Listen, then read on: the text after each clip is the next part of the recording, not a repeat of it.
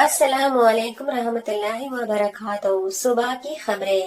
یا اللہ مجھے ایسے لوگوں کی صحبت عطا فرما جو تیرے پسندیدہ ہو، اور مجھے تجھ سے قریب کر دے جو مجھے تیری یاد دلاتے رہے اور میرے ایمان میں اضافہ کا سبب بنے۔ امید۔ اللہ آزماتا ہے اپنے پسندیدہ بندوں کو اس چیز سے جو اسے بہت پیاری ہوتی ہے، تاکہ اس چیز کی طلب انسان کو اپنے رب سے ملوا دے اور وہ اسی سے امید رکھے۔ سورہ نور ہمیں یہ بتاتی ہے کہ اللہ کی محبت کے بغیر تم زندہ نہیں رہ سکتے۔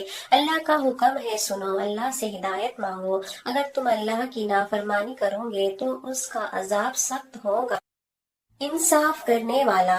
جب کوئی تمہیں بے وجہ رلائے تو تم اپنے آنسو اس یقین کے ساتھ صاف کر لینا کہ زندگی کے کسی موڑ پر وہ تم سے زیادہ روئے گا۔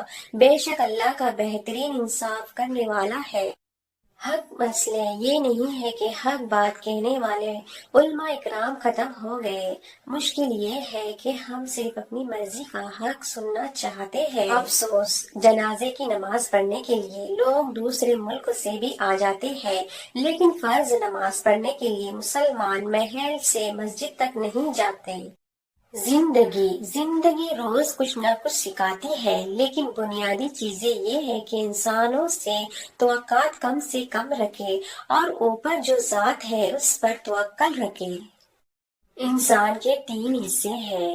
جو حصہ اللہ کا ہے وہ روح ہے، جو حصہ اپنا ہے وہ عمل ہے، جو کیڑوں کا ہے وہ جسم ہے۔ پانی جسم کو پاکیزہ کرتا ہے، آنسو انا کو، علم عقل کو پاکیزہ کرتا ہے اور محبت روح کو پاکیزہ بنا دیتی ہے۔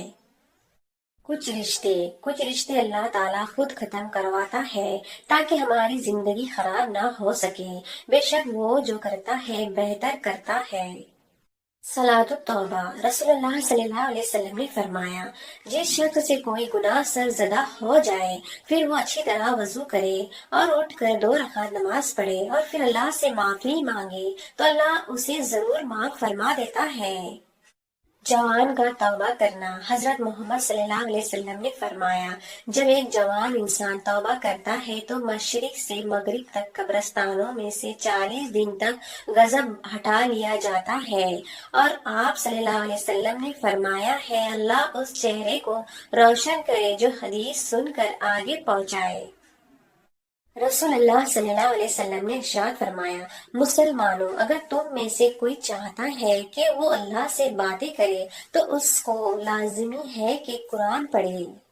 رشتہ۔ تمام رشتوں میں سب سے کمزور رشتہ ہماری روح کا ہے، نہ جانے کب چھوڑ جائے۔ توبہ کرنے میں دیر مت کیجیے۔